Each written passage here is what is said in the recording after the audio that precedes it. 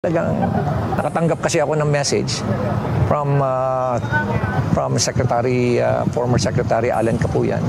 Kasi humingi ako ng tulong sa kanya. He was formerly a general in the AFP Intelligence. At humingi ako ng tulong sa kanya. Kindly check na kung ano tong threat sa akin. And then last February 19, I received a message from him. Sabi niya, "Sir, mag-ingat po kayo. Mukhang positive ang threat." How would you feel? Diba?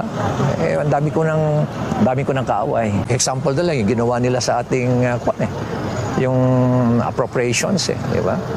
GAA. Tingnan mo yung ginawa nila. No less than the president, sabi niya, is a different animal. Saan ka nakakita ng ganun na kukunting tao lang? Mga lawmakers lang, sila lang nag-usas para binago yung buong bicameral, yung NEP. At kita mo yung mga nilagay na mga pondo doon, obviously, election fund ang ginawa doon sa GAA 2025. Hindi na sila nahiya. Ang kakapal ng mga mukha nila. And, galing naman ako sa gera, so kaya ko naman. I'm willing to die for this country.